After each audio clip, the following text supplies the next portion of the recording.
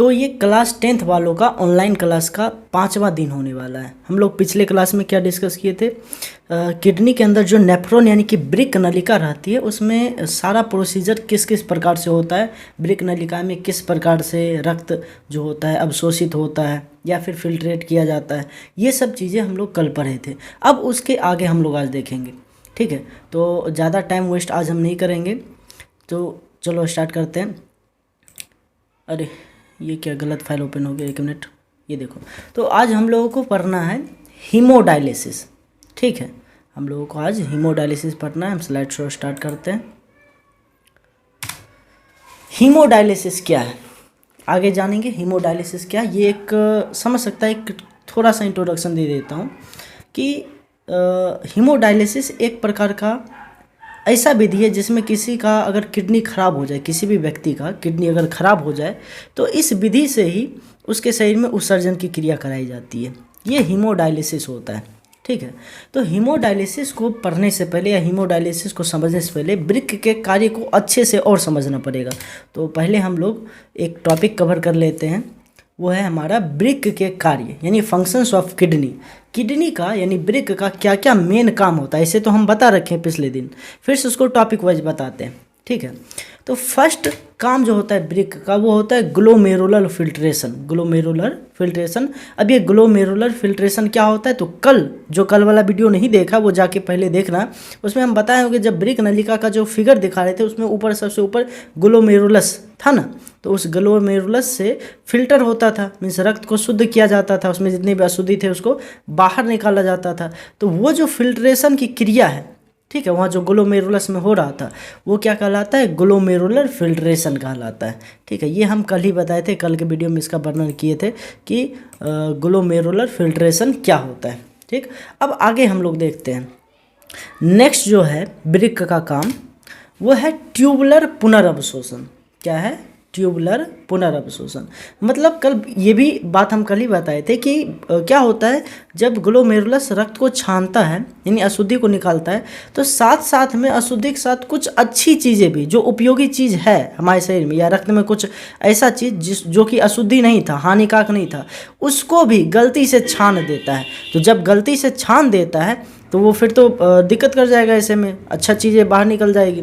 तो इसलिए हमारे शरीर में यानी ये जो नेफ्रॉन होता है, हमारे नेफ्रॉन में एक और क्रिया होती है, वो क्रिया कहलाता है ट्यूबुलर पुनर्अवशोषण। इस ट्यूबुलर पुनर्अवशोषण में क्या होता है, जितना भी हानिकारक पदार्थ, ठीक है, उससे बाहर निकला था, उसके साथ साथ जो उपयोगी पदार्थ बाहर निकला था उस हानिकारक पदार्थ के साथ, ये उसका क्या कर लेता है, पुनर्अवशोषण यानी फिर से उसका अवशोषण कर लेता है। मीन्स ग्लोमेरुलर फिल्ट्रेशन के समय कुछ ऐसा पदार्थ जो कि गलती से छाना जाता है, गलती से जब बाहर निकल जाता है, ठीक है, छान करके, तो उसको वापस वो जो वृक्क नलिका है उसके द्वारा, उसमें जो बहुत छोटे छोटे नलिकाएं होती है उसके द्वारा वापस से अवशोषित कर लिया जाता है, ठीक। कल ये बताए थे इसके बारे में, बोमेन संपुट की नलिकाएं उसको कहा जाता है, कल के क्लास में डिस्कस किए थे। जिसको नहीं समझ में आ रहा है बिना फिगर के, वो एक काम करो, जल्दी से पिछले वाले वीडियो पे क्लिक करो, कल वाला वीडियो देखो, फिर से उसको समझ में आएगा क्या हम बताना चाह रहे हैं। ट्यूबुलर पुनर्अवशोषण इसको कहते हैं, जो गलती से छाना जाता है पदार्थ उसको जब अवशोषित करते हैं, ये प्रक्रिया, ठीक है। नेक्स्ट चीज़ जो है वो है ट्यूबुलर श्रवण। ट्यूबुलर श्रवण इसको बोलते हैं, कोई इसको स्त्रवण पढ़ता है, गलत है बाबू, इसको क्या पढ़ते हैं, श्रवण, ट्यूबुलर श्रवण इसको कहते हैं। अरे दिवाली ख़त्म हो गया लेकिन पटाखा बंद होने का नाम नहीं ले रहा है, कोई बात नहीं, इधर फोकस करो। ट्यूबुलर श्रवण, ये ट्यूबुलर श्रवण के बारे में कल नहीं बताए थे, तो अब बताते हैं ट्यूबुलर श्रवण के बारे में। जब ट्यूबुलर पुनर्अवशोषण होता है, ठीक है, जब ट्यूबुलर पुनर्अवशोषण की प्रक्रिया होती है, ट्यूबुलर पुनर्अवशोषण में क्या होता है, जो पदार्थ गलती से छना गया था उसको फिर से क्या करता है, अवशोषित करता है। तो उसमें से अच्छा पदार्थ ना अवशोषित करता है, जो अवशोषित होने वाला पदार्थ है वो क्या होता है, अच्छा पदार्थ अवशोषित होता है। तो इस कारण से क्या होता है कि जब हम लोग कहते हैं हमारे शरीर के अंदर का जो वृक्क है, वृक्क के अंदर जो नेफ्रॉन्स होती है, कितना पटाखा ये लोग फोड़ेगा आज, चलो फिर से फोकस करते हैं। तो हमारे वृक्क के अंदर जो नेफ्रॉन होता है, वो नेफ्रॉन में जब उसकी नलिका है, बोमेन संपुट की नलिकाएं जब पुनर्अवशोषण करती है अच्छे पदार्थों का, तो अच्छे पदार्थों को अवशोषित करने के चक्कर में कुछ अशुद्ध पदार्थ यानी हानिकारक पदार्थ भी अवशोषित कर लेती है। देखो क्या क्या यहाँ पे हो रहा है। ग्लोमेरुलर फिल्ट्रेशन में खराब पदार्थ को बाहर निकालना था, इसके साथ साथ ये अच्छा पदार्थ भी बाहर निकाल देता है गलती से, ठीक। और ट्यूबुलर पुनर्अवशोषण में अच्छा पदार्थ को अवशोषित करना था उसमें से उपयोगी को, तो गलती से ये अच्छा के साथ साथ खराब भी अवशोषित कर लेता है, ये चीज़ में हो जाता है। तो जब खराब पदार्थ अवशोषित हो जाता है तब जाकर के ये मूत्राशय में मूत्र से मिलता है। बहुत ज़्यादा सब आज पटाखा फोड़ रहा है। तो जब ये जब जाकर के मूत्राशय में मूत्र से मिलता है ये खराब पदार्थ जो अवशोषित हो जाता है ट्यूबुलर पुनर्अवशोषण के दौरान, तो वो जब मूत्र में मिलता है तो उस मूत्र को ब्लाडर मूत्र कहा जाता है, ठीक है। हम लिख देंगे यहाँ पे, कहीं नोट कर लेना या ध्यान रखना, उस मूत्र को ब्लाडर मूत्र कहा जाता है। क्वेश्चन भी पूछा जाएगा कि ब्लाडर मूत्र किसे कहते हैं, ये बहुत इंपॉर्टेंट क्वेश्चन है, लघुत्तरी में पूछा जाता है कि ट्यूबुलर स्रवण के दौरान क्या होता है कि पुनर्अवशोषण जब होता है ट्यूबुलर पुनर्अवशोषण, उसमें कुछ अच्छी पदार्थ तो अवशोषित की जाती है, साथ साथ कुछ अच्छे पदार्थ के साथ कुछ हानिकारक पदार्थ भी अवशोषित हो जाता है, गलती से हो जाता है, ठीक है। सभी से गलती होता है, हमारा शरीर भी कुछ ना कुछ काम करता है, थोड़ा सा तो मिस्टेक हो ही जाएगा। तो पुनर्अवशोषण के दौरान कुछ हानिकारक पदार्थ भी अवशोषित हो जाता है, वो जब जाके मूत्र से मिलता है वो मूत्र ब्लाडर मूत्र कहलाता है और उसे समय समय के साथ मूत्र मार्ग के थ्रू बाहर निकाल दिया जाता है। तो ये है वृक्क के 3 काम। कौन कौन सा बताया भी? ग्लोमेरुलर फिल्ट्रेशन, ट्यूबुलर पुनर्अवशोषण, ट्यूबुलर स्रवण, ठीक है। बहुत लोग को हो सकता है समझ में नहीं आ रहा होगा, हम यहाँ पे अभी फिगर नहीं लगा सकते क्योंकि 1 मिनट रुक जाओ, लिसन, कोशिश करते हैं फिगर लगाने का, कहीं लग जाए वृक्क के कार्य। तब तक 1 मिनट इंसर्ट, क्योंकि बहुत लोग को हो सकता है समझ में नहीं आ रहा होगा, जब समझ में नहीं आएगा तो फिर प्रॉब्लम क्रिएट कर सकता है, इसलिए ये लगाना आई थिंक ज़रूरी है। तो इसको हम लोग इंसर्ट करते हैं, शायद यही पिक्चर था, हाँ यही वाला पिक्चर है, ये देखो। अब तो समझ में आएगा ना, जिसको समझ में नहीं आ रहा होगा। हाँ ओके, अब चलो फिर से स्टार्ट करते हैं स्लाइड शो हमारा बिगिनिंग से। देखो, तो ग्लोमेरुलर फिल्ट्रेशन, ट्यूबुलर पुनर्अवशोषण, ये सब जो प्रक्रियाएं होती है, अब थोड़ा फिर से इस चित्र की मदद से समझते हैं ये ट्यूबुलर स्रवण में क्या होता है। 3rd नंबर पॉइंट को, क्योंकि ये दोनों पॉइंट तो कल हम समझा दिए थे, 3rd नंबर पॉइंट समझ में हो सकता नहीं आ रहा होगा। यहाँ से जब रक्त आता है इसके थ्रू, इसको क्या बोलते हैं? ग्लोमेरुलस। तो ये छनाता है, छनाते वक्त क्या होता है, जब ये फिल्ट्रेट किया जाता है, इस प्रक्रिया को अल्ट्रा फिल्ट्रेशन भी कहा जाता है। जब फिल्ट्रेट किया जाता है तो कुछ अच्छा पदार्थ भी गलती से फिल्टर हो जाता है और फिल्टर होकर के इस नलिका के थ्रू इधर से प्रवेश करता है। और जब अच्छा पदार्थ फिल्टर हो जाता है तो उस अच्छा पदार्थ को फिर से तो अवशोषित करना पड़ेगा।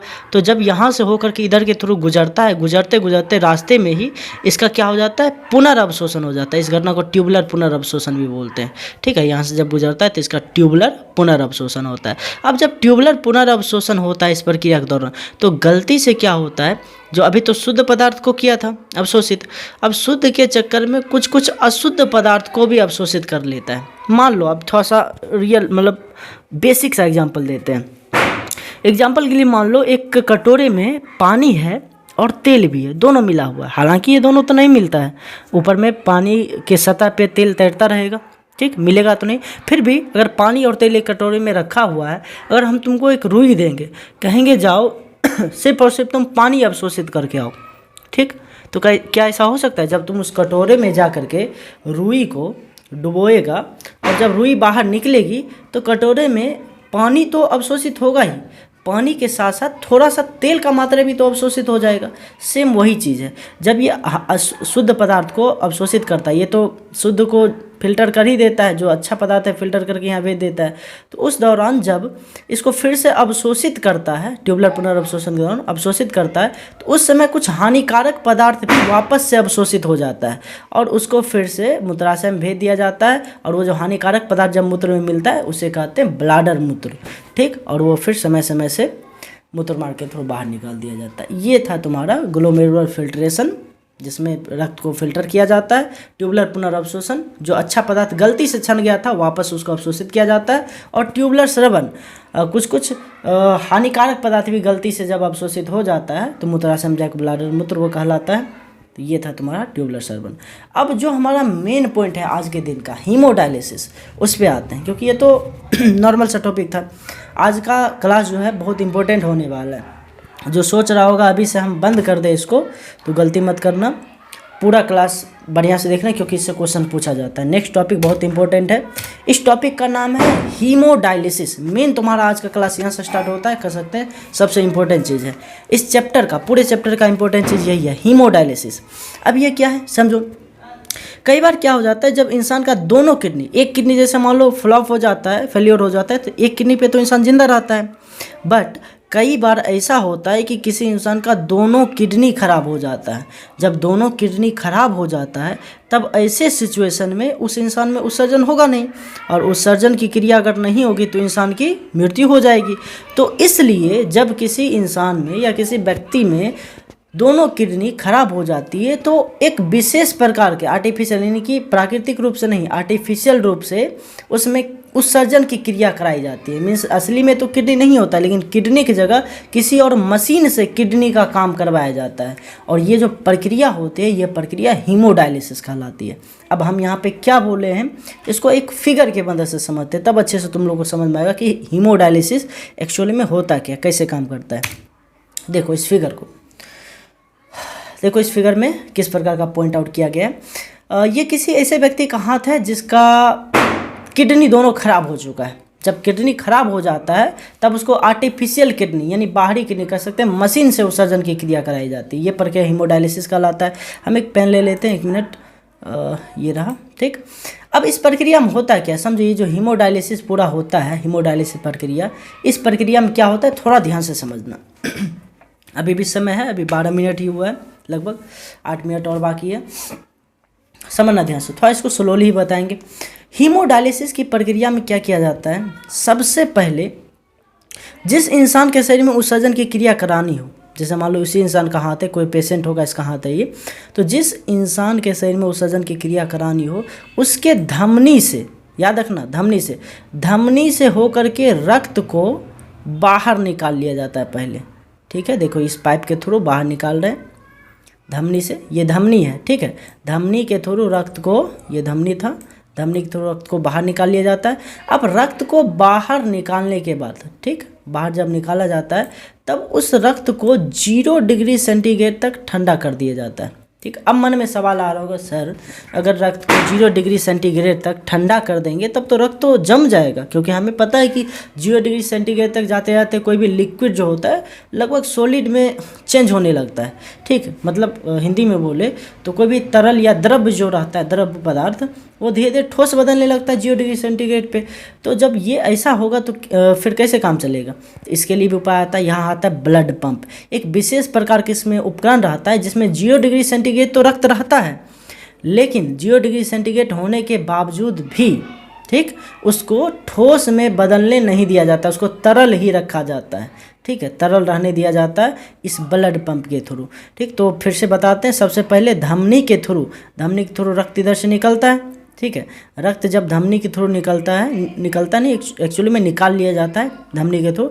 जब निकाल लिया जाता है तो उसके बाद उसको 0 डिग्री सेंटीग्रेड तक क्या किया जाता है, ठंडा किया जाता है। कितना डिग्री सेंटीग्रेड, तो 0 डिग्री सेंटीग्रेड, 0 डिग्री सेल्सियस तक ठंडा कर लिया जाता है, 0 डिग्री तक। उसके बाद इसको आगे भेजा जाता है। ध्यान ये रखा जाता है कि ये बिल्कुल भी जमे नहीं, ठीक है, इतना कम टेम्परेचर होने के बावजूद भी इसे जमने नहीं देना है, ठीक। तो इसके बाद फिर जब ये आगे बढ़ता है तो इस 0 डिग्री सेल्सियस या सेंटीग्रेड तुम कह सकता है, इस 0 डिग्री वाले ब्लड को अब आर्टिफिशियल किडनी में भेजा जाता है। ये है तुम्हारा आर्टिफिशियल किडनी। आर्टिफिशियल किडनी यानी कि कह सकते हैं मानव निर्मित किडनी। ये असली में किडनी नहीं है, लेकिन ये जो मशीन है ना, ये मशीन, ये जो टंकी है, इस टंकी को डायलाइजर भी बोला जाता है। ये टंकी आर्टिफिशियल किडनी का काम करता है, मीन्स किडनी की तरह काम करता है। जिसका किडनी फेलियर हो चुका है उसमें ये किडनी की तरह काम करेगा। ये शरीर के अंदर तो नहीं लगता है, बाहर ही लगता है, यानी कि पेशेंट को बेड पे ही रहना होगा, हॉस्पिटल में भर्ती रह करके ये प्रक्रिया कराना पड़ेगा, ऐसा होता है। इस टैंक को, ये जो टंकी है, इसको डायलाइजर भी बोला जाता है और इसको आर्टिफिशियल किडनी भी बोला जाता है। अब ये रक्त जो होता है यहाँ पे आता है। अब जो किडनी काम करता था, सोचो किडनी क्या काम करता था, रक्त में जो भी अशुद्धि रहती थी उसको बाहर निकाल देता था, रक्त को छानता था ना, वो वही काम ये करता है। रक्त में जितना भी अशुद्धि वगैरह रहता है, ठीक, रक्त में जो भी अशुद्धि है उसको इधर से बाहर निकाल देता है। इधर जो है इस साइड रक्त में जितना भी अशुद्धि है ये इधर से बाहर निकाल देता है, और जो शुद्ध है, यानी कि रक्त जो शुद्ध बचा है, इधर से अशुद्ध रक्त आया था, अशुद्ध रक्त इधर से आया था, इसमें जितना भी अशुद्धि था ये सब ऊपर भेज दिया। बाकी शुद्ध होने के बाद रक्त को इधर भेज दिया जाता है इस पाइपलाइन के थ्रू, ठीक है। इस प्रकार से फिर नीचे की ओर भेजा जाता है। फिर से बता रहे हैं, जब रक्त इधर से आता है ये आर्टिफिशियल किडनी की तरह काम करता है। रक्त अशुद्ध होता है, इस अशुद्ध रक्त में जितने भी अशुद्धि होती है इस पाइप के थ्रू इधर से बाहर निकाल दिया जाता है। अब छान दिया रक्त को, ये अशुद्धि तो बाहर निकल गया, अब रक्त क्या बच गया, शुद्ध। तो शुद्ध रक्त जो बच गया है फिर से वापस इसको इस पाइप के थ्रू यहाँ पर लाया जाता है, ठीक, यहाँ कलेक्ट किया जाता है। और उसके बाद, ठीक, यहाँ कलेक्ट करने के बाद वापस से इस रक्त को शरीर में, अब तो रक्त शुद्ध हो चुका है, यहाँ से जब निकला था, यहाँ देखो इस जगह से जब रक्त निकल करके जा रहा था तब उस समय रक्त क्या था, अशुद्ध था। अब यहाँ तक आने के बाद आर्टिफिशियल किडनी के थ्रू रक्त क्या हो चुका है, शुद्ध। तो जब रक्त शुद्ध हो गया तब वापस इस शुद्ध रक्त को शरीर में भेजना पड़ेगा, तो वापस इस पाइप के थ्रू रक्त को शरीर में भेज दिया जाता है। बट यहाँ पे ध्यान रखने वाला बात यह है कि निकाले थे हम रक्त किससे, धमनी से, धमनी से रक्त निकला था, लेकिन जाएगा ये किस में, तो शिरा में जाएगा। ध्यान रखना, शिरा के माध्यम से शरीर में इसको वापस भेज दिया जाता है। और इस प्रक्रिया से पहले एक और प्रक्रिया यहाँ पे किया जाता है, क्या, यहाँ तक जब रक्त आया था वो रक्त क्या था, 0 डिग्री सेंटीग्रेड का था 0 डिग्री का अभी तक। लेकिन अगर 0 डिग्री पर ही मानव शरीर में भेज दिया जाए तो उसको तो ठंडा लग जाएगा, ऐसे बेचारा ठंडा से मर जाएगा। तो क्या किया जाता है, इसमें शरीर में भेजने से पहले इसको बॉडी के टेम्परेचर, यानी जो भी रोगी है उस रोगी के शरीर का जितना भी अभी का टेम्परेचर है ना, उसके टेम्परेचर के अनुसार, उसके टेम्परेचर के अनुसार उस रक्त को लाया जाता है। फॉर एग्जांपल मान लो कोई व्यक्ति है, उसका टेम्परेचर अभी है 37 डिग्री सेल्सियस, ठीक है, 37 डिग्री सेंटीग्रेड समझ लो है, तो उसको उसी हिसाब से उसके टेम्परेचर के अनुसार उस ब्लड को लाया जाता है वापस से, और उसके बाद ब्लड को उस रोगी के शरीर के टेम्परेचर पे लाने के बाद शिरा के माध्यम से वापस फिर शरीर में भेज दिया जाता है। तो ये है हीमोडायलिसिस की प्रक्रिया, जिसमें किडनी नहीं होता है उसमें ये प्रक्रिया होता है। फिर से हम एक बार शॉर्ट में बताते हैं, जिसको अभी भी समझ में नहीं आया, जिसमें किडनी नहीं होता, फिर से हम बता रहे हैं, जिस इंसान में जिस व्यक्ति में किडनी खराब हो जाता है उसमें क्या किया जाता है, उसके धमनी से अशुद्ध रक्त को बाहर निकाल लिया जाता है। मन में ये भी आ रहा होगा, सर धमनी में अशुद्ध रक्त कहाँ रहता है, धमनी में तो शुद्ध रक्त बहा करता है, ठीक है, मन में ऐसा आ रहा होगा। लेकिन धमनी में शुद्ध रक्त बहा करता है, लेकिन कुछ अशुद्धि उसमें भी होती है, ये पता होगा। तो ये पूरा प्योरीफाई नहीं करता, बस छानता है, ठीक। तो धमनी में जो रक्त होता है उसको लेकर के इस पाइपलाइन के थ्रू जाता है। सबसे पहले उसमें क्या किया जाता है, इसको 0 डिग्री तक ठंडा किया जाता है। 0 डिग्री ठंडा करने के बाद इसको फिर डायलाइजर में भेजा जाता है। डायलाइजर में भेजा जाता है, जहाँ पे डायलाइजर में जितने भी अशुद्ध पदार्थ होते हैं इस पाइप के थ्रू बाहर निकल जाता है, और शुद्ध जो रक्त बचता है वापस से नीचे भेज दिया जाता है, और फिर रोगी के शरीर के टेम्परेचर के अनुसार ला करके फिर उसको शिरा के माध्यम से फिर रोगी के शरीर में वापस रक्त को भेज दिया जाता है। तो इस प्रकार से देखो रक्त के छानने की क्रिया होती है। ये सब प्रक्रिया, इतना जो बड़ा प्रक्रिया बताएं, ये सब प्रक्रिया डेली हमारे शरीर में होते रहता है। अभी भी जब तुम ये वीडियो देख रहा होगा ये प्रक्रिया सब तुम्हारे शरीर में अभी हो रहा होगा। इतना सारा प्रोसेस है कि रक्त यहाँ से तुम्हारा जा रहा है, ये सब प्रोसेस हो रहा होगा, लेकिन ये सब प्रोसेस इस आर्टिफिशियल किडनी के द्वारा नहीं, तुम्हारे पास जो असल में किडनी है प्राकृतिक वाला, उसके थ्रू ये सब प्रक्रिया अभी हो रहा है एक्चुअल में। तो जिसमें किडनी खराब हो जाता है तो डॉक्टर लोग इसी प्रकार से उसके शरीर में उत्सर्जन की क्रिया करवाते हैं।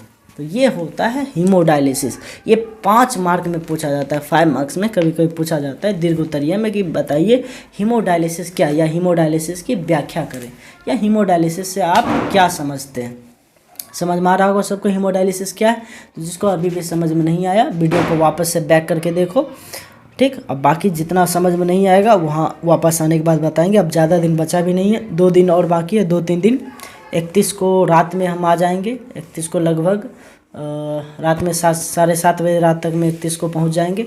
और फिर सुबह 1 बजे से तो क्लास ओपन हो ही जाएगा, 1 बजे कहते हैं सॉरी 1 तारीख से, 1 नवंबर से क्लास स्टार्ट हो जाएगा सुबह से, ठीक। तो अब वीडियो लगभग 20 मिनट का होने वाला है, अपलोड करने में प्रॉब्लम हो सकता है, इसलिए अब आज का क्लास यहीं पे ड्रॉप आउट करते हैं। मिलते हैं तुम लोग से नेक्स्ट वीडियो में नेक्स्ट क्लास के साथ, तब तक तुम लोग रिवाइज करो, ठीक है।